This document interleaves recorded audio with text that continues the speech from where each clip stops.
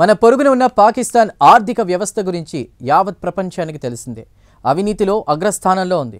రాజకీయ నాయకులు ప్రజల సొమ్మును లూటీ చేసి సంపన్నులవుతుంటే మరోపక్క సామాన్యుడి బ్రతుకు మాత్రం దుర్భరంగా తయారైంది. ఇక పూట గడవాలంటే అప్పు కావాల్సిందే. దీంతో తరచూ సోదర ముస్లిం దేశాల వద్దకు వెళ్ళి అప్పు తీసుకుంటూ ఉంటారు. ప్రస్తుతం వారు కూడా పాకిస్తాన్ ప్రధానమంత్రి షరీఫ్ను దూరం పెట్టారు. దీంతో వేరే గత్యంతరం లేక IMF వద్దకు కాళ్లు అరిగేలా చక్కర్లు కొట్టాల్సి వస్తోంది. ఇక తాజాగా IMF ఒక నివేదికను విడుదల చేసింది. పాకిస్తాన్లో అవినీతి పెచ్చరిల్లిపోవడం వల్ల దేశ GDPలో 6% వరకు నష్టపోతోందని తేల్చి చెప్పింది.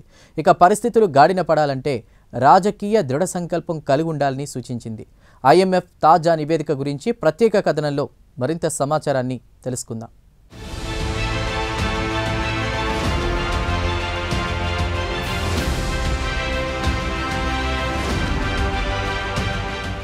మన పొరుగున ఉన్న పాకిస్తాన్కు ఎన్ని అవలక్షణాలుండాలో అన్నీ ఉన్నాయి. దేశంలో అవినీతి పెచ్చరిల్లిపోయింది. రాజకీయ నాయకులు దేశాన్ని దోచుకుంటున్నారు.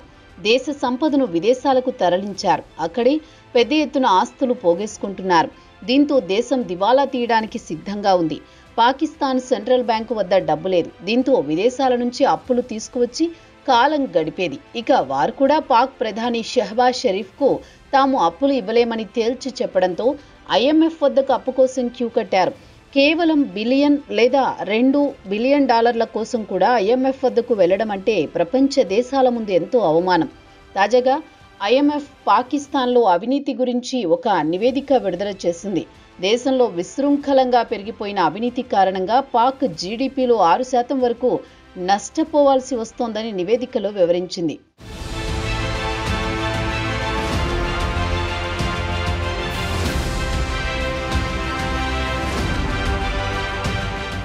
The governance and corruption diagnostic assessment ఈ నెలలోనే నివేదికను సిద్ధం చేసింది. దేశ ఆర్థిక వ్యవస్థ ఎలా ఉందో ఈ నివేదికలో తేటతెల్లం చేసింది.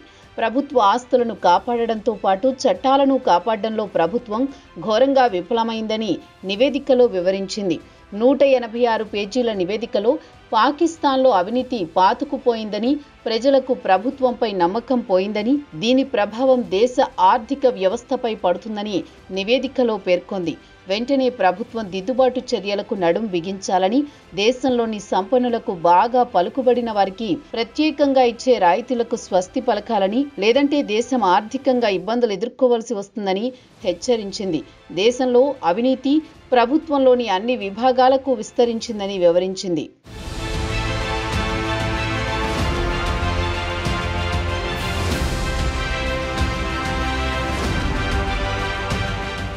ప్రభుత్వం యుద్ధ ప్రాతిపదికన దిద్దుబాటు చర్యలకు శ్రీకారం చుట్టాలని, పాలన మెరుగుపడాలంటే జవాబుదారీతనం ఉండాలి. అయితేనే పాకిస్తాన్ ఆర్థిక ప్రయోజనం పొందగలుగుతుంది. దాంతో దేశ ఆర్థిక వ్యవస్థ బలపడుతుంది. GDP కూడా గణనీయంగా పెరుగుతుందని తేల్చి చెప్పింది. కాగా పాక్ GDP 2024లో $340 బిలియన్ నమోదైంది.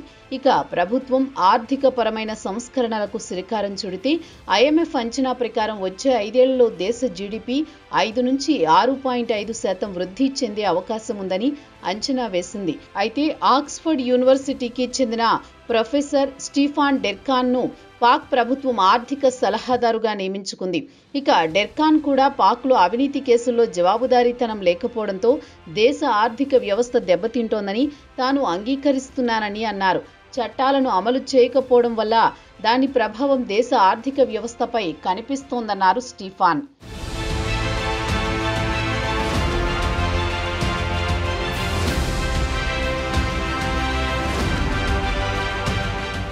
ఇక దేశం ఆర్థికంగా దివాలా తీయడానికి సిద్ధంగా ఉన్నందువల్లే వేరే గత్యంతరం లేక పాక్ 1958 నుంచి ఇప్పటి వరకు IMF వద్దకు 25 సార్లు చక్కర్లు కొట్టింది.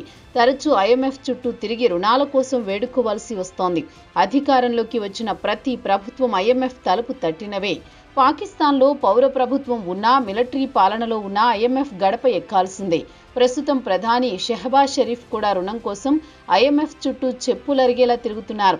అయితే IMF బోర్డు వచ్చే నెల పాకిస్తాన్కు $1.2 బిలియన్ రుణం మంజూరు చేసేందుకు సిద్ధంగా ఉన్న తరుణంలో GCDA నివేదిక విడుదల కావడం గమనార్హం. కాగా IMF పాకిస్తాన్ $7 బిలియన్ రుణం ఇవ్వడానికి అంగీకరించింది. పాకిస్తాన్ 2023లోనే డిఫాల్ట్ అయ్యే స్థాయికి దిగివచ్చింది. IMF ఆదుకోవడం వల్ల త్రుటిలో తప్పించుకుంది.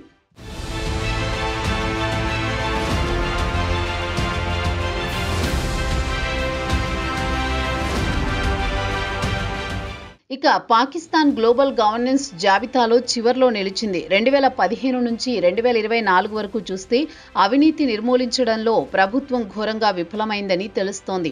పాకిస్తాన్లో అవినీతి అనేది జనజీవన స్రవంతిలో ఒక భాగమైపోయింది. అవినీతి వల్ల ప్రభుత్వానికి వచ్చే ఆదాయానికి గండి పడుతోంది. పాకిస్తాన్లో అత్యంత సంపన్నులు, రాజకీయ నాయకులు మాత్రం ప్రభుత్వం ఇచ్చే సబ్సిడీలను, పన్ను రాయితీలను అనుభవిస్తున్నారు. ప్రభుత్వం కాంట్రాక్టులు వీరే దక్కించుకుంటున్నారు. దీంతో ఖజానాకు ప్రతి ఏడాది బిలియన్ల కొద్దీ డాలర్ల నష్టం వాటిల్లుతోంది. దేశంలోని సంపన్నులు పన్ను ఎగ్గొడుతున్నారు. దీంతో ప్రైవేట్ సెక్టార్లో పెట్టుబడులు రాకుండా స్తంభించిపోయాయి. ఇలాంటి నివేదికను 2021లో united nations development programme UNDP విడుదల చేసింది. ఈ నివేదికలో కూడా పాకిస్తాన్లోని ఎలైట్ గ్రూపు అంటే సంపన్నులు, రాజకీయ నాయకులు, శక్తివంతమైన మిలిటరీ అధికారులు కలిసి దేశ ఆర్థిక వ్యవస్థకు సుమారు 6% గండి కొడుతున్నారని నివేదికలో వివరించింది.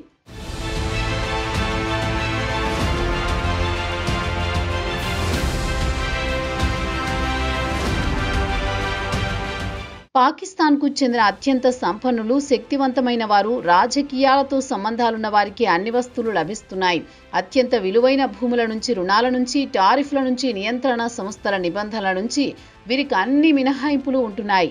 కాగా ప్రపంచ బ్యాంకు నుంచి పాకిస్తాన్కు చెందిన పలు ఇన్స్టిట్యూషన్స్ కూడా దేశంలోని అత్యంత సంపన్నులు, రాజకీయ నాయకులే అధికారాన్ని దుర్వినియోగం చేస్తున్నారని విమర్శించాయి. తాజాగా IMF నివేదికలో ప్రభుత్వ సంపన్నులకు పలు రకాల రాయితీలు ఇస్తోంది. ఉదాహరణకు రియల్ ఎస్టేట్తో పాటు ఎనర్జీ రంగం, ఇతర రంగాల్లో పన్ను రాయితీలు, సబ్సిడీలు ఇవ్వడం వల్ల 2023 ఆర్థిక సంవత్సరంలోనే GDPపై 4.61% భారం పడిందని పేర్కొంది. దేశంలోని రాజకీయ నాయకులకు, సంపన్నులకు స్పెషల్ ట్రీట్మెంట్ ఇవ్వడంతో ప్రభుత్వ కాంట్రాక్టులు వారికి అప్పగించడం, దేనికి పారదర్శకత లేకపోవడంతో దాని ప్రభావం దేశ ఆర్థిక వ్యవస్థపై పడుతోందని, దీనిపై విచారణ జరిపించాలని సలహా కూడా ఇచ్చింది.